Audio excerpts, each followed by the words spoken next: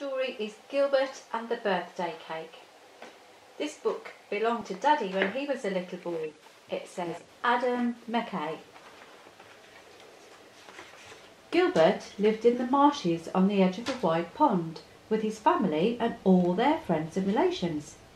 He wasn't much good at hopping, but he owned a red bicycle which made him very happy. One day his mother said to him, "It's your grandfather's birthday. I've ordered a splendid cake for him. Will you please cycle to the station, take a train to the city and collect it from the baker's in Frogman's Walk?" She gave him the money and a box to fit on the back of his bike. "You are the only frog with a bicycle and the only one who can be entrusted with this important task," she said. Gilbert cycled to the station. Can you see him? Got to go down here, along there, over the bridge, round behind the tree, and all the way along here until he gets to the station. He padlocked his bike to the railings and he bought his return ticket from the crocodile in the booking office. Gilbert liked trains. He liked watching the countryside speed by the windows. Gilbert liked listening to the talk of his fellow passengers and guessing what they'd eaten for breakfast. He liked reading a book without his brothers and sisters interrupting him. When the train stopped at the city station, Gilbert got out and hopped the short distance to Frogman's Walk. There he is.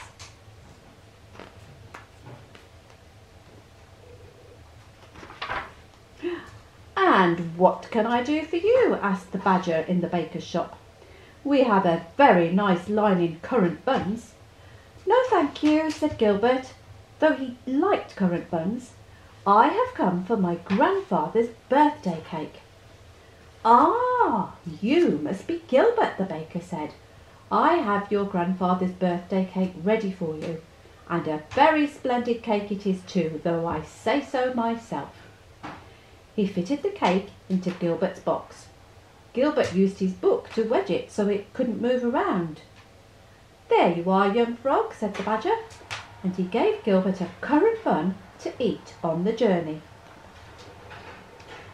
Gilbert walked down the road, holding the box very carefully. He felt very proud to be carrying such a splendid cake. When he got into the train for his return journey, he took his book out and he put the box with the cake in it very carefully on the luggage rack. Then he settled down to eat his bun and read his book. The countryside sped by. They went through several stations. The ticket collector took Gilbert's ticket. "Next stop, young frog," he said. Gilbert went on reading his book. Suddenly, the train stopped. Gilbert had been so engrossed in his book he hadn't realised they were coming to the station. He leapt up, hopped along the corridor, opened the door and jumped out onto the platform, clutching his book. It was only when he reached his bicycle that he realised his box with the splendid birthday cake in it was still on the train. Gilbert rushed back to the platform. The train was disappearing into the distance. What could he do? Gilbert knew that the next station where the train stopped for the night was 5 miles away. He simply couldn't return home without the splendid birthday cake. So he decided to ride his bicycle all the way to the end of the railway line to rescue the cake. Gilbert set off on his long ride. And there's the train. Up hills and down again, Gilbert rode as fast as he can, facing all the hazards of the journey with amazing courage. He was determined to make up for his terrible carelessness in forgetting the precious birthday cake. He's got a bucket on his head. Whoops! Over the bridge. Oh! Straight into the mud. But would he ever see it again? There was the chance that some unscrupulous fellow traveller had taken it home for an unbirthday tea. At last, Gilbert saw the end of the railway line in the distance. As he arrived at the station, Gilbert saw a large notice on one of the buildings.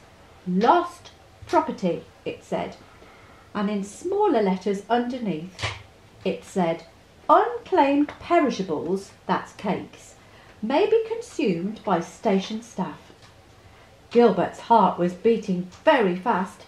He knew that a birthday cake was perishable. He knew that consumed meant eaten. Was he in time to save his grandfather's splendid cake? He pushed open the door and peered inside. 6 of the station staff, relaxing at the end of their day's work, were gathered round a table. One had a box of matches to light the candles. Another had a knife in his hand, ready to cut the first slice. Gilbert was just in time. "I claim my grandfather's lost birthday cake," he shouted.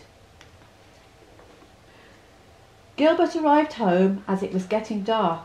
Everyone was waiting for him. "It's Gilbert," they shouted as he walked through the door. "And the birthday cake," said his mother. "Happy birthday, grandfather," said Gilbert, putting the splendid birthday cake on the table. That night, old Grandfather Frog and all the other animals had the best birthday party that had ever been held in the marshes. Nice cake. The end.